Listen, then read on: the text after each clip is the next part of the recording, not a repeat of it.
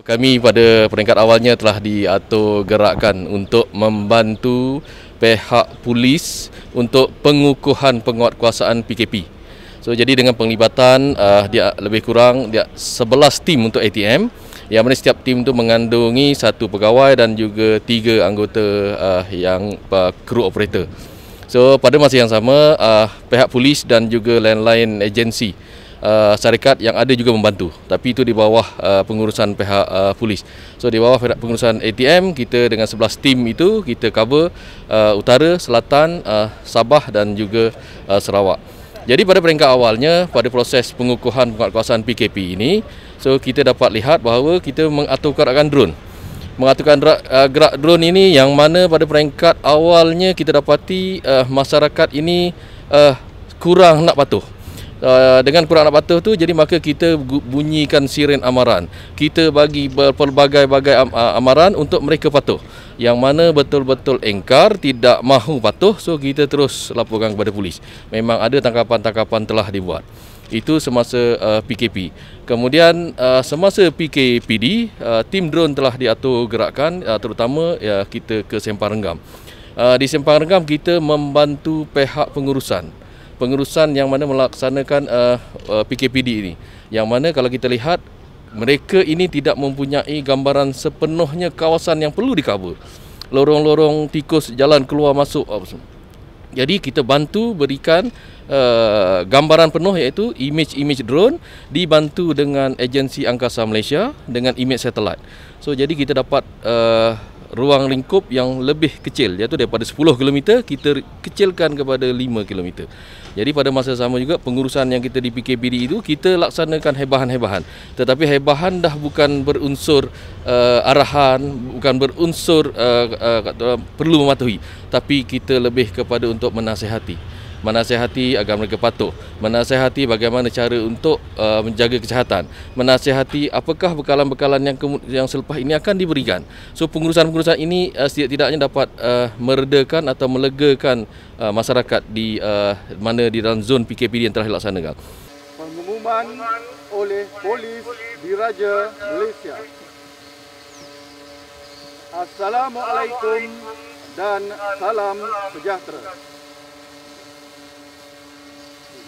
Bagi memastikan pematuhan kepada perintah kawalan diperketatkan yang telah dikuatkuasakan mulai 27 Mac 2020 kepada penduduk Bandar Baru Ibrahim Majid dan kawasan sekitarnya, akan ada petugas kesihatan yang akan datang ke rumah tuan dan puan bagi membuat bancian dan penilaian risiko jangkitan COVID-19.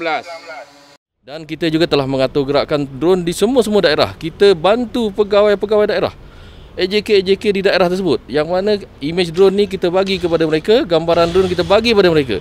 Pegawai-pegawai daerah terus mengambil tindakan yang on spot di situ. Sebagai contoh, ada di daerah tu yang lihat SGR mereka tidak menepati kehendak. Ada laluan-laluan lain yang pihak yang boleh untuk melencong. Jadi dia buat tambahan SGR kecil.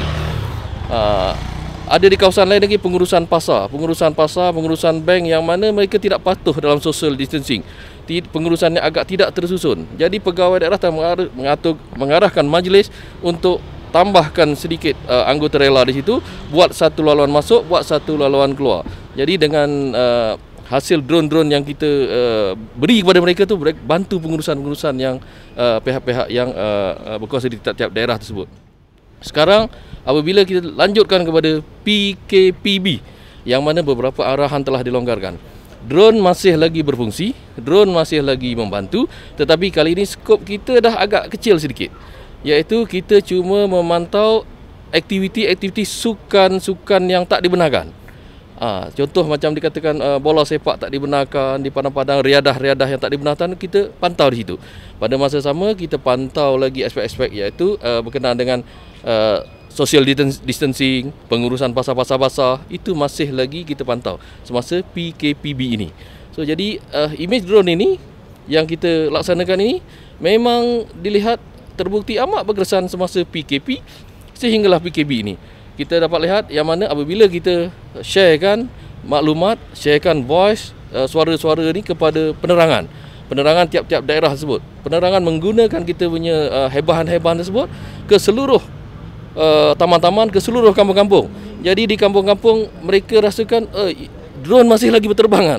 So jadi mereka agak terpaksa agak patuh dengan impak-impak yang diberi melalui penerbangan dan aktiviti drone ini. Dan juga sebagai pasukan keselamatan, last sekali adalah drone ini bukan saja terbang sebagai pemantauan, bukan sebagai aspek gerak saraf sahaja, bukan sebagai untuk surveillance ataupun, tapi kita gunakan juga last sekali adalah untuk update kawasan muka bumi.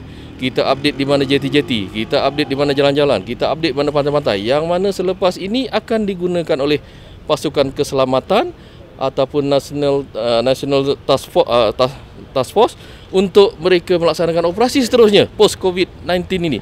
Mungkin untuk menghalang pendatang-pendatang asing untuk masuk di kawasan-kawasan kita ini. Jadi kita dah ada laluan-laluan, dah ada data-data daripada drone ni. Jadi kalau ikut, ini adalah drone kita berfungsi 4 perkara dalam COVID-19 ni. Pertama tadi kita aspek pematuhan PKP. Lepas tu yang kedua kita aspek membantu pengurusan PKPD. Yang ketiga kita buat gerak saraf. Yang keempat kita buat update ground, muka bumi. So jadi dengan keseluruhan operator yang kita ada ini, so kita dapat menjalankan tugas kita kepada negara dalam untuk COVID-19 ini.